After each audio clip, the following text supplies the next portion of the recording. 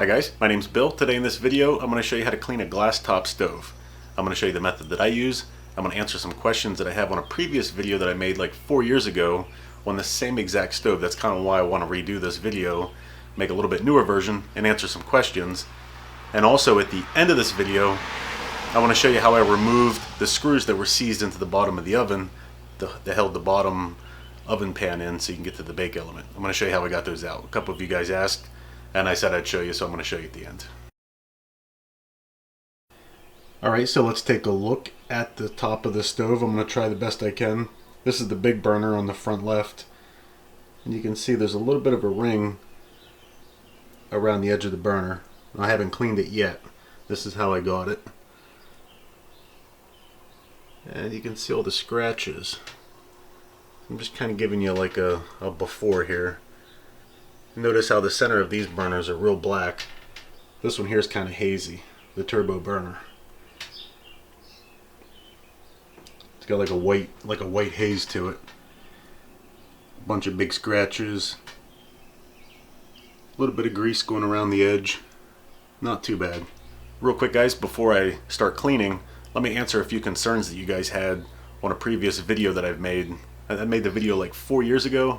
There's 500,000 views. And probably one of the most common responses on that video are where people use baking soda to clean their glass top stove.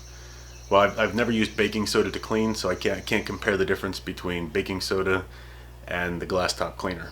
But I would suggest that if you do use the baking soda, to still go ahead and use the glass top cleaner that you're supposed to use on the glass top, because it adds the polish at the end. Whenever you buff the top, it makes the top real smooth and it helps for future cleaning. Now, to really get after this thing and scrub it like I'm going to show you the best method I think for cleaning the glass top stove, you probably don't have to do that every single time you use it. I'd say a couple times a month to get everything on there that you've accumulated over the use of the month.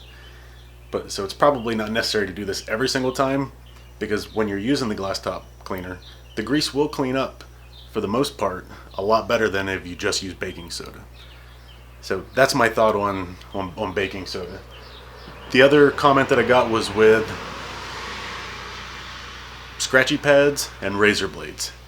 So I found the most abrasive scratchy pad that I could find, and I'm going to clean the top with this and I'm going to scrub the heck out of it, and we're going to see if it scratches it all up. So I don't know if you guys are just being extra weenie about it. I don't know what you guys' problem is with worrying about a little scratchy pad. I mean, you've seen how many scratches were on the top of this thing after I think about 5 years of use. So this was the exact stove that was in the original video that I made 4 years ago. It went to somebody, I gave it to them. I gave it to them for nothing, so they were going to give it back to me whenever they finally either bought a new one or whatever. So they went and bought a new stove, so they gave this one back to me, which was really nice. And it's still in pretty good shape. And you see after that many years of use what the bottoms of the pans actually does to the top. A lot of you guys might have opinions on that, on how they're kind of garbage and stuff like that, which can't really disagree. I mean, it's really hard to keep them in perfect brand new condition when you're using it almost every single day. So I don't think the green scratchy pad's probably your highest concern when it comes to cleaning. But we're going to find out if it scratches it anyway. And I'm going to use a razor blade if I have to. I'll probably just demonstrate the razor blade use anyway, even if I don't need to. So now let's get into cleaning. So when you get ready to clean the stove, these are probably the supplies that you're going to need. A little scratchy pad, some cooktop cleaner, some paper towels, and a razor blade. And you want to make sure the razor blade's brand new. You don't want to use a used blade that has jagged edges or anything like that. So just make sure you use a new blade when you do this. Alright, so let's start cleaning.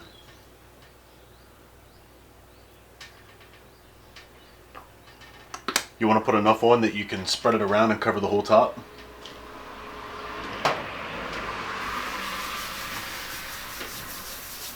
Then just start scrubbing it in.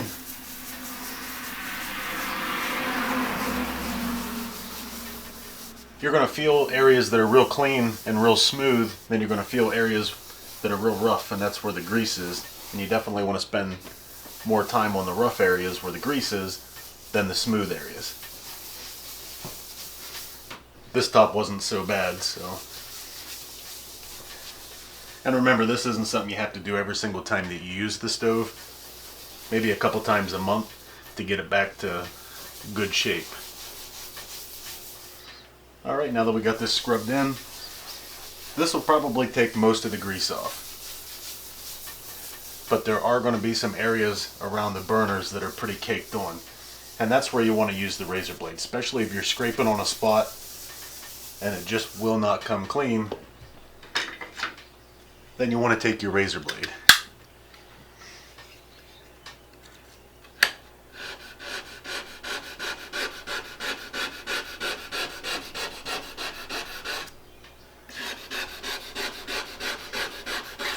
And this will not take the line off of the burner.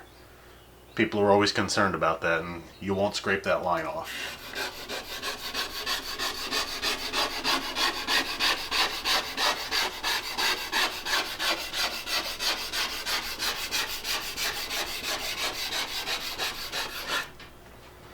And this here was the burner that had the ring. So we'll go around this one.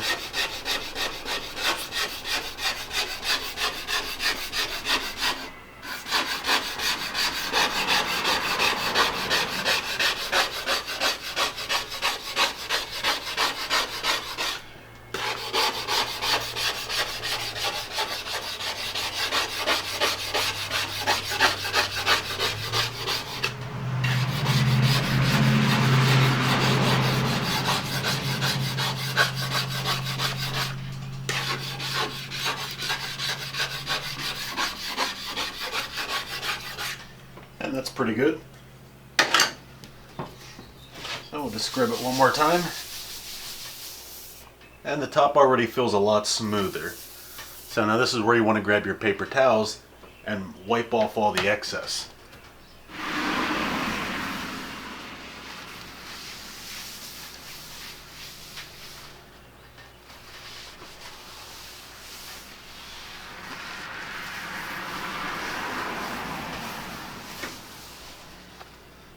And you can see there's a little bit of grease.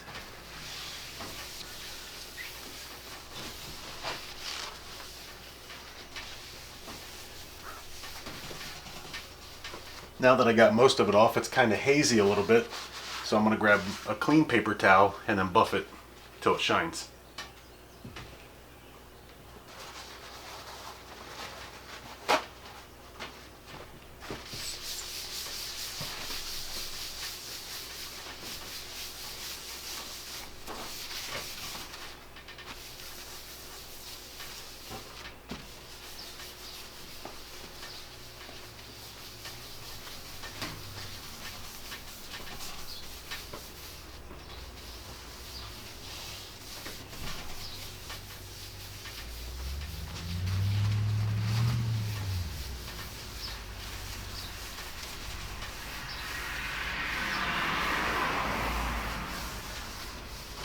Like that. Now let's take a close look at it. Okay, so here's a look at the top after we cleaned it. And you can see there's not much of a difference. It was in pretty good shape. There's still a little bit of haziness inside the big burner here. But the ring of grease that was around it is gone. And I think this one up here had a little bit of a ring, and it's completely removed. Now the top does feel a lot smoother than what it was, and that's because of the polish. But as you can see, it didn't do anything for these big scratches. And if we try to look real close,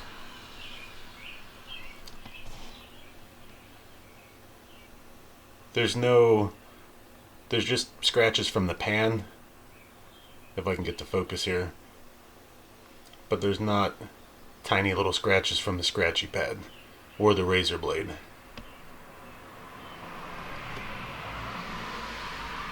I'm having a hard time focusing here. So that's a look at the top after we clean it.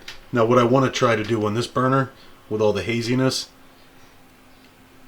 is use some rubbing compound on it and see if I can buff out the haziness. This is the setup that I'm going to use. A little bit of rubbing compound and a buffer wheel on my drill. and I'm going to try to remove the fog that's on there. I don't know if it's going to work or not, but I just want to try it.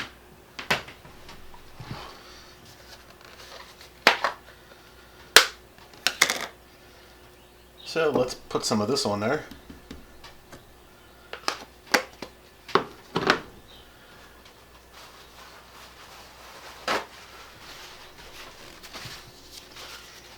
We'll rub that around. Put a little bit of water on it. Spread that in real good.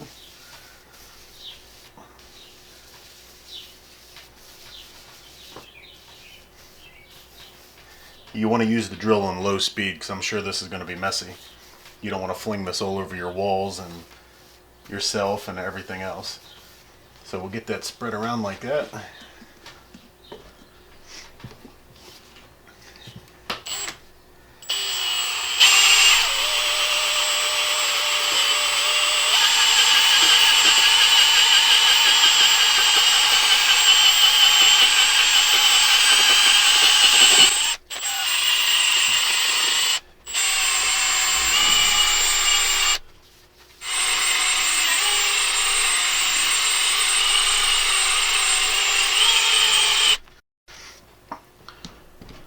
Alright, so let's clean this up and see if it made any difference.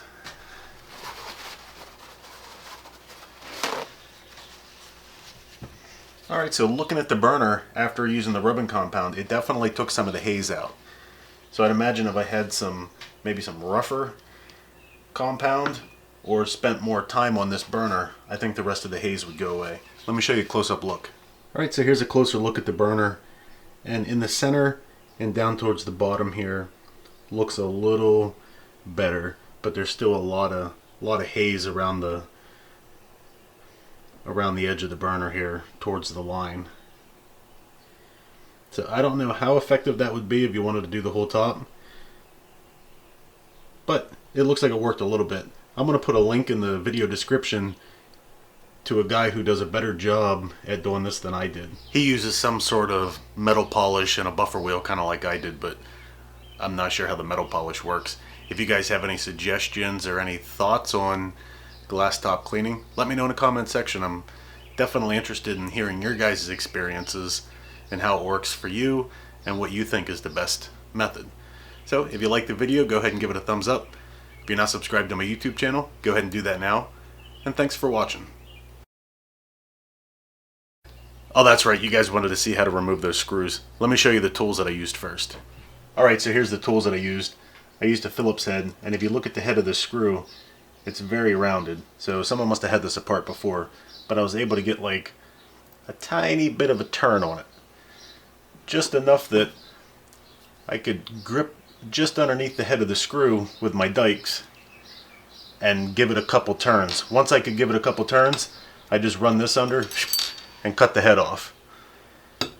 And then all I did from that point was take this, grip it with a pair of vice grips, and turn it out of the bracket, so I didn't even mess the screws up, but I could get a real good grip on this with some vice grips, and I didn't damage the threads on the bracket underneath.